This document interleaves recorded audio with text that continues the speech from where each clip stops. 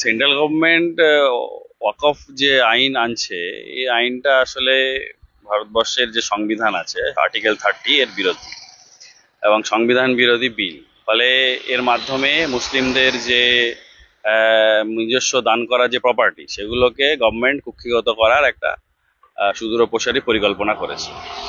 এবং আমরা এটাও দেখতে পাচ্ছি যে এই ওয়াকফ বোর্ডে যেভাবে নন মুসলিমদেরকে নেওয়া হচ্ছে, এর ফলে আহ, যারা নন মুসলিম যারা রয়েছেন তারা এই ওয়াকফ সম্পর্কে বা ইসলামের যে বেসিক টেনেন্ট সম্পর্কে অতটা আইডিয়া নেই, তারপরেও তাদেরকে এখানে জোরপূর্বক ঢোকানো হচ্ছে। এর ফলে ওয়াকফের যে মূল নীতি বা ওয়াকফের যে মূল উদ্দেশ্য সেটা বিঘ্নিত হবে। পাল্টা যদি আমি প্রশ্ন করি যে হিন্দুরা বা নন মুসলিম বা অন্যান্য ধর্মাবলম্বী যারা আছে, বিশেষ করে হিন্দুদের যে মন্দির পরিচালনা হয়, সেইখানে কি কোনো মুসলিম বা খ্রিস্টান বা শিখ বা বুদ্ধিস্ট কোনো মানুষের সেই পরিচালন সমিতিতে রাখলে বা রাখার যে ব্যাপারগুলো আছে সেগুলো কতটা যুক্তিযুক্ত? তেমনি ওয়াকফেও একইভাবে এই যে আর্টিকেল 30-র যে লঙ্ঘন হচ্ছে, এখানে যেভাবে একটা মানুষের নাগরিক অধিকারকে ছিনিয়ে নেওয়া হচ্ছে বিশেষ করে মুসলিমদের, সেটা অবশ্যই ন্যাক্কারজনক। এবং এ ব্যাপারে মুসলিম সোসাইটি ইতিমধ্যেই যারা বড় বড় সংগঠন আছে তারা তাদের বক্তব্য দিয়েছে, এবং আগামী দিনে এ ব্যাপারে বড় কোনো আন্দোলনও হতে পারে। কারণ এটা অযথা মুসলিমদেরকে বিরক্ত করার একটা বিষয়। কারণ গভর্নমেন্টের কাছে কোনো সুনির্দিষ্ট নীতিমালা নেই ডেভেলপমেন্টের, তারা কোনো ডেভেলপমেন্ট করছে না, একের পর ব্রিজ ভেঙে যাচ্ছে। এইসব বিভিন্ন ইস্যুতে মোড় ঘোরানোর জন্য ওয়াকফ বিলটাকে এনে একটা মানে মুসলিম বিরোধী একটা সেন্টিমেন্ট সারা ভারতবর্ষে তারা তৈরি করতে চাইছে। তো এটা আসলে আমরা যেটা দেখছি যে এখানে মূল যেটা বিষয় যে আজকে যদি কোনো মুসলিমদের বা হিন্দুদের যে মন্দির পরিচালনা হচ্ছে, সেই মন্দির পরিচালনার কমিটিতে বা মন্দির পরিচালনা সমিতি থেকে কোনো মুসলিমদেরকে রাখা হবে, সেটা তো কখনো হবে না, সম্ভব নয়। কারণ একজন মুসলিম সে হিন্দুদের আচার আচরণ সম্পর্কে, বিভিন্ন ধর্মীয় বিশ্বাস সম্পর্কে অতটা ডিটেল জানে না।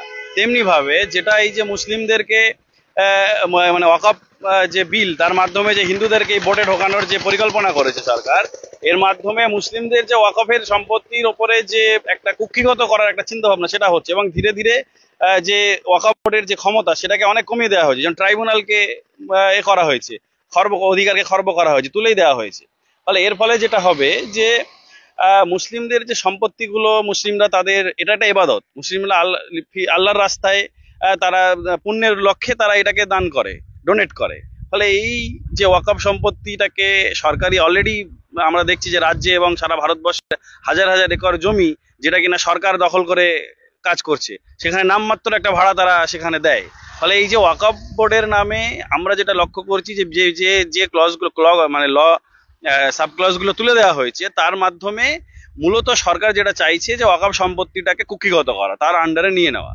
ফলে এটা যদি চলতে থাকে তাহলে মুসলিমদের যে সত্যিকারের যে ডেভেলপমেন্ট, ওয়াকফ সম্পত্তি থেকে এত ডেভেলপমেন্ট হচ্ছিল মুসলিমদের, সেটা কমে যাবে। আসলে সরকার এটা চাইছে না, সরকার চাইছে যে করে হোক এই সম্পত্তিগুলোকে কুক্ষিগত করে মুসলিমদের একটা বঞ্চনার শিকার করা।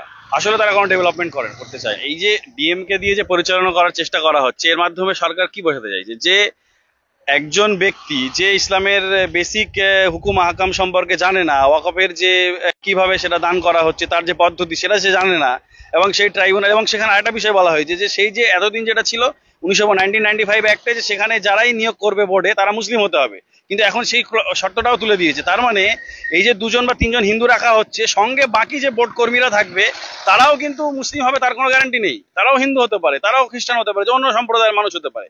কিন্তু আর্টিকেল 30-তে যেটা বলা হলো যে সংখ্যালঘু সম্প্রদায়ের মানুষরা তাদের নিজস্ব সম্পত্তি, নিজস্ব ধর্মীয় যে প্রতিষ্ঠান সেটাকে পরিচালনা করার অধিকার তাদের নিজেদের আছে। মানে সেই জায়গা থেকে তারা সেই আইনটাকে, সংবিধানের যে বেসিক টেনেন্ট সেটাকে খর্ব করা হচ্ছে, সেটা কেন? হ্যাঁ, এটা তো আরো বড় সমস্যা যে এত কম সময়ের মধ্যে একটা